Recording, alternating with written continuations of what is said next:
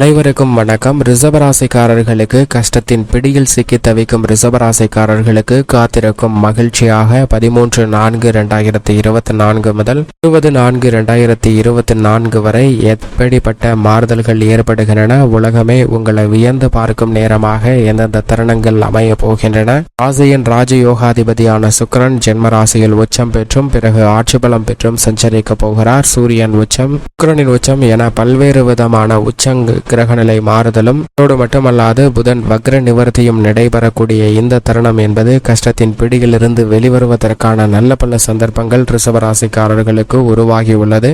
கஷ்டத்தின் பிடியில் சிக்கி தவிப்பவர்களுக்கு ஏப்ரல் மாதம் 13ஆம் தேதியிலிருந்து 20ஆம் தேதி வரை எப்படி அமைகிறது, இந்த தேதிகளில் கிரகநிலைகளில் ஏற்படக்கூடிய மாறுதல் என்ன என்று ஆராய்ந்து பார்த்தால் நிச்சயமாக சந்திரன் உச்ச பெயர்ச்சி, சூரியன் உச்ச பெயர்ச்சி, புதன் வக்ர நிவர்த்தி என அடுத்தடுத்து கிரகநிலைகளில் பல மாறுதல்கள் ஏற்படுகிறது. எனவே கஷ்டத்தின் பிடியில் சிக்கி தவிப்பவர்களுக்கு அதில் இருந்து வெளிவருவதோடு காத்திருக்கும் மகிழ்ச்சியும் உலகமே உங்களை உயர்ந்து பார்க்கக்கூடிய ஒரு நேரமாக அமைவதற்கான சாத்தியக்கூறுகள் மிகவும் அதீதமாக உண்டு. கிரகநிலைகளின் அமைப்பை ஆராய்ந்து பார்க்கும் போது இந்த தருணத்தில் மிகவும் வலுவாக சுக்கிரன் உச்சம் பெற்று சஞ்சரிக்கிறாருங்க.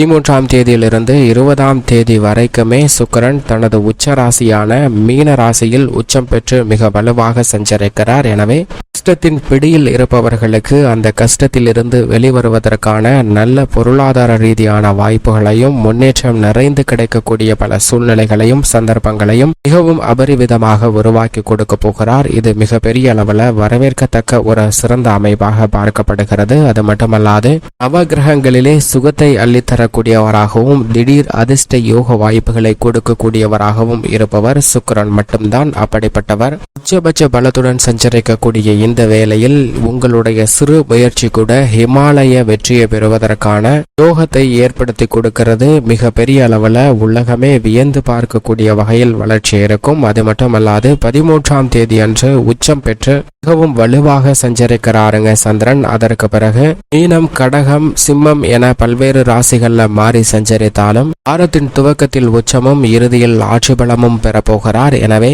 இந்த தருணம் என்பது மிக பெரிய அளவில் சுக்கிரனின் உச்சநிலை இருக்கும் போது சந்திரனும் உச்சம் பெற்று ஆட்சி பலம் பெறுவது மிக பெரிய அளவில் வரவேற்கத்தக்க ஒரு அமைப்பாக பார்க்கப்படுகிறது. வளர்வரை சந்திரனாக கஷ்டத்தின் பிடியில் சிக்கி தவிப்பவர்களுக்கு நல்ல மாறுதலை ஏற்படுத்தி கொடுக்கக்கூடிய வலுவான அமைப்பில் வீற்றிருக்கிறார். எனவே உங்களால் நம்ப முடியாத அளவிற்கு வியக்கத்தக்க வகையில நல்ல பல முன்னேற்ற வாய்ப்புகள் காத்திருக்கும் மகிழ்ச்சியாக கிடைப்பதற்கான யோகம் உண்டு. அது மட்டுமல்லாது 14ஆம் தேதி முதல் சூரியனும் உச்சம் பெற்று குருவுடன் இணைந்து மேசராசியில் சஞ்சரிக்க போகிறாருங்க.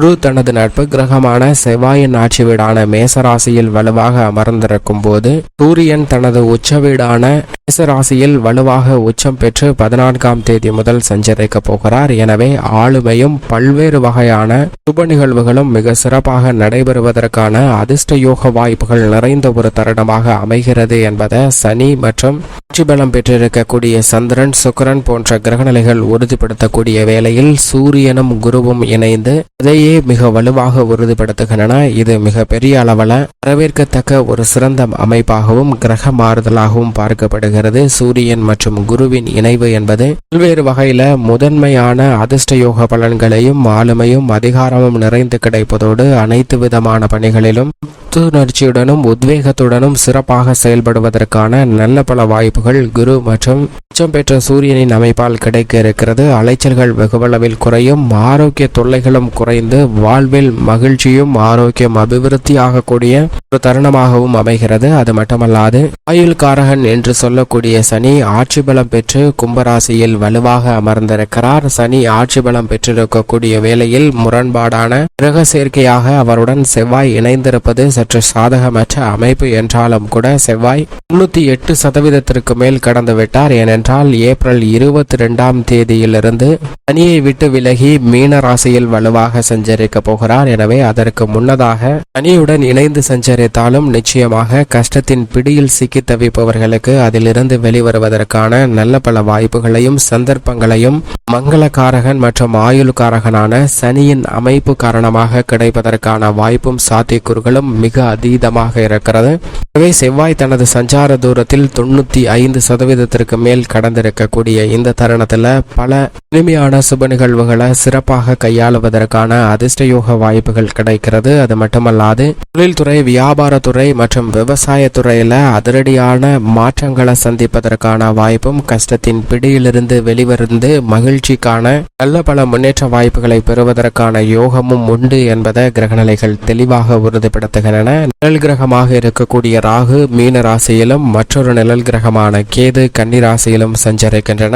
நிழல் கிரகங்கள் இந்த தருணத்தில் பெரும்பாலும் தங்களுடைய தாக்கங்களை குறைத்து கொண்டு நல்ல பல நன்மைகளை அள்ளி கொடுக்கக்கூடிய ஒரு வலுவான அமைப்பிற்கு மாறுகிறது. எனவே இது வரவேற்கத்தக்க ஒரு அமைப்பாக பார்க்கப்படுகிறது. வித்யாகாரகராக இருக்கக்கூடிய புதன் மிகவும் வலுவாக வக்ர நிவர்த்தி பெறுகிறார். 14/4/2024 முதல் வக்ர நிவர்த்தி பெற்று சஞ்சரிக்க போகிறாருங்க. புதன் உச்சத்தில் சஞ்சரித்தாலும் வக்ர நிவர்த்தி பெறுவது நல்ல வரவேற்கத்தக்க ஒரு அமைப்பாக பார்க்கப்படுகிறது. எனவே உணர்ச்சி வசப்படுதல், முன்கோபம் போன்றவற்றை குறைத்து ஆக்கப்பூர்வமான செயல்பாடுகளை வெளிப்படுத்துவதற்கான யோகம் நிச்சயமாக கிடைக்கிறது. நவ கிரகங்களின் அமைப்பு இப்படி இருக்க குடும்பம், உத்தியோகம், தொழில்துறை, பெண்மணிகள் என அனைவருக்கும் எப்பேற்பட்ட மாறுதல் ஏற்படுகிறது என்பதை சற்று விரிவாக பார்க்கலாம். ரிஷபராசிக்காரர்களை பொறுத்தவரைக்கும் விரயஸ்தானத்தில் குரு வலுவாக சஞ்சரிக்கும் போது அவருடன் சூரியனும் இணைந்து உச்சம் பெறுவது மிக பெரிய அளவில் சுப விரயங்களை காத்திருக்கும் மகிழ்ச்சியாக ஏற்படுத்துவதற்கான யோகம் உண்டு. பல வருடங்களாக எதிர்பார்த்து காத்து கொண்டிருக்கக்கூடிய சுப நிகழ்வுகளுக்கான நல்ல செய்தி, மங்களகரமான செய்தி இந்த தருணத்தில் நிச்சயமாக கிடைப்பதற்கான அதிர்ஷ்ட யோக வாய்ப்புகள் மிகவும் அபரிவிதமாக உண்டு. வாழ்வில் ஏற்படக்கூடிய பல்வேறு வகையான தடைகள், தாமதங்கள் விலகி நீங்கள் எதிர்பார்க்கக்கூடிய முன்னேற்றம் குரு மற்றும் சூரியனின் அமைப்பால் உண்டு. சந்திரனும் வாரத்தின் துவக்கத்தில் ஜென்மத்தில் உச்சம் பெற்றும் அதற்கு பிறகு 3இல் ஆட்சி பலம் பெறுகிறார். எனவே முன்னேற்றத்திற்கு முட்டுக்கட்டை இடக்கூடிய அனைத்து காரியங்களும் தகர்த்தெறியப்படுகிறது. மிக வலுவாக புதன் லாபஸ்தானத்தில் வக்ரகதியில் சஞ்சரித்த நிலையில் 16ஆம் தேதிக்கு பிறகு வக்ர நிவர்த்தி பெற்று நீச்சம் பெற்றிருந்தாலும் சற்று வலுப்பெறுகிறாருங்க. எனவே பல்வேறு வகையில இருந்து வந்த சிரமங்கள் விலகும். முன்கோபப்படுதல், எதற்கெடுத்தாலும் அவசரப்படுதல் போன்ற நிலையில் மாற்றம் ஏற்பட்டு நல்ல வளர்ச்சியை பெறுவதற்கான யோகம் புதனின் அமைப்பு காரணமாக கிடைக்கப் போகிறது என்பதை லாபஸ்தானத்தில் வக்ர நிவர்த்தி பெறக்கூடிய புதன் நிச்சயமாக உறுதிப்படுத்துகிறார். ராகு ரெட்டிப்பு யோகங்களை கொடுக்கக்கூடிய வகையில் சுக்கிரனுடன் உச்சம் பெற்று சஞ்சரிக்கக்கூடிய இந்த வேளையில் திடீர் அதிர்ஷ்ட யோக வாய்ப்புகள் காத்திருக்கும் மகிழ்ச்சியாக பல்வேறு விஷயங்கள்ல கிடைப்பதற்கான யோகம் நிச்சயமாக ரிஷபராசிக்காரர்களுக்கு உண்டு. அது மட்டுமல்லாது மோட்சக்காரகரான கேதுவும் 5இல் ஆட்சி பலம் பெற்றிருப்பதால் குடும்ப ரீதியான பல சிக்கல்கள் விலகி நல்ல முன்னேற்றம் நிறைந்து கிடைப்பதற்கான வாய்ப்பு நிச்சயமாக உருவாகியுள்ள ஒரு தருணமாக பார்க்கப்படுகிறது. சனி ஆட்சி பலம் பெற்று கர்மஸ்தானம் ஆகிய 10இலும் செவ்வாய் அவருடன் இணைந்து சஞ்சரிக்கக்கூடிய இந்த வேளையில் பல்வேறு வகையான சங்கடங்கள் நீங்கி புதிய திட்டங்களை மிக சிறப்பாக செயல்படுத்துவதற்கான வாய்ப்பு நிச்சயமாக உருவாகியுள்ளது. கர்மஸ்தானம் வலுப்பெறக்கூடிய இந்த வேளையில் லாபத்தை அதிகரிப்பதற்காக சற்று கடினமாக உழைத்தாலும் கூட உலகமே உங்களை வியந்து பார்க்கக்கூடிய வகையில் நல்ல பல மாற்றங்களை மிக சிறப்பாக கையாளுவதற்கான அதிர்ஷ்ட யோக வாய்ப்பு நிச்சயமாக ரிஷபராசிக்காரர்களுக்கு மிகவும் வலுவாக கிடைக்கிறது என்பதை தெளிவாகவும் துல்லியமாகவும் உறுதிப்படுத்துகிறாருங்க. சனி மற்றும் செவ்வாயின் இணைவானது. அது மட்டுமல்லாது பெண்மணிகளை பொறுத்தவரைக்கும் பெண்மணிகளின் நலனுக்கு பொறுப்பேற்ற ராசியின் அதிபதி லாபஸ்தானத்தில் உச்சமும் குரு விரயத்தில் சூரியனுடன் வலுவாக சஞ்சரிக்கிறார். சூரியன் உச்சம் பெற்று சஞ்சரிப்பதால் சுப விரயங்கள் மிக இனிமையாக சந்திப்பதற்கான யோகம் பெண்மணிகளுக்கு உண்டு. மேலும் இந்த தருணத்தை சாதகமாக மாற்றிக்கொள்ள நிச்சயமாக ரிஷபராசிக்காரர்கள் வாரத்தில் ஞாயிற்றுக்கிழமை விரதமிருந்து அருகாமையில் உள்ள ஆலயம் சென்று தீபமேற்றி வழிபாடு செய்யுங்கள். தங்களுடைய வாழ்வில் நன்மை இரட்டிப்பாக கிடைக்கும். காத்திருக்கும் மகிழ்ச்சியாக பல இனிமையான நிகழ்வுகளை சந்திக்கும் யோகம் மேசராசிக்காரர்களுக்கு நிச்சயமாக கிடைக்கும்.